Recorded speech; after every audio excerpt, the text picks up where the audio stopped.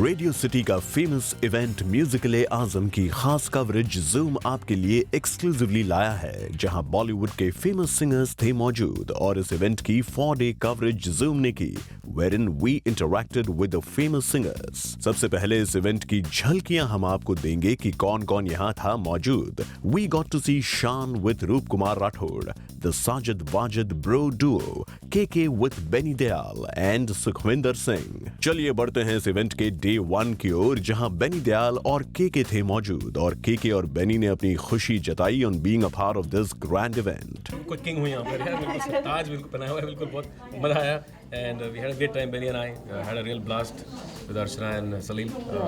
Lovely morning, lovely way to start the day. What do you say? Definitely. मेरा आवाज़ तो खुल गया. बिल्कुल. आवाज़ तो खुल गया मेरा. And it was really refreshing today to be on the show with Archana and Salim. Really, thank you so much, Radio City, for having us on the show. In fact, KK also said that it was a great pleasure talking with the audience through Radio City on such a huge platform like Musical-e-Azam. It's I think the best part of a singer's life because हम लोग गाते हैं तो लोगों के लिए गाते हैं, अपने फैंस के लिए, अपने लिसनर्स के लिए गाते हैं, और थ्रू रेडियो एक जरिया है कि हम लोग उनसे कनेक्ट कर पाएँ. और मुझे बहुत अच्छा लगता है क्योंकि रेडियो पे कोई स्क्रीन नहीं होता है, कोई कैमरा नहीं होती है, तो आराम से बात कर सकते हैं.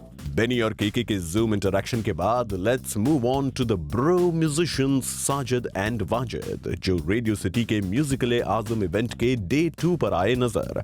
And Sajid exclaimed in excitement on being a part of Musical-e-Azam. So it's fun actually. It's great fun. और हमेशा आने का कुछ मज़ा ही कुछ और है. और देखिए जिस तरीके से पूरा ऑफिस खड़ा है ना, ये कोई मज़ा अलग होता है. वैसे साजिद वाजिद ने रेडियो सिटी के इस खास इवेंट म्यूजिकल-ए-आज़म की तारीफ भी की. This is a part and parcel of our profession, you know.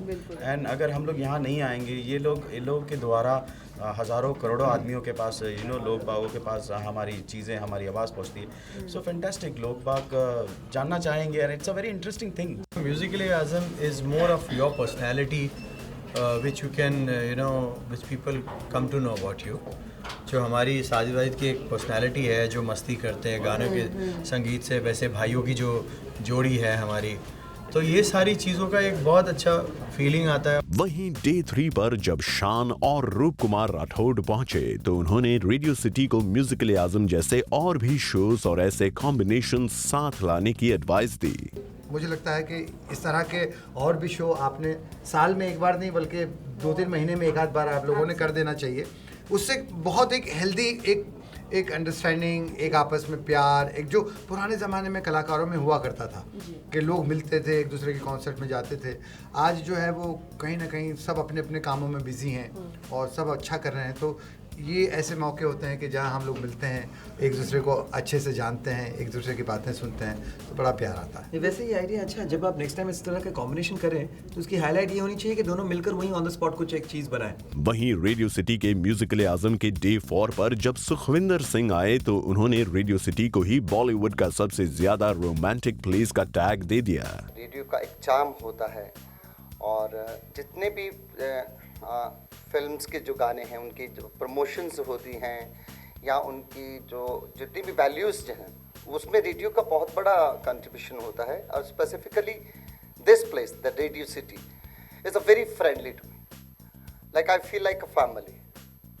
Archana and everyone, it's just a friendly place. Just I have written, मैंने अभी लिखा है बोर्ड पे, सिग्नेचर किया है, romantic place in Bollywood, that is Radio City. और इसी तरह रेडियो सिटी के म्यूजिकल-ए-आज़म का 4 दिन का ये सफर एक खूबसूरत मोड़ पर आकर खत्म हो गया. और रुद्रानी, इलिका, रोशनी एंड आरती, जूम, मुंबई.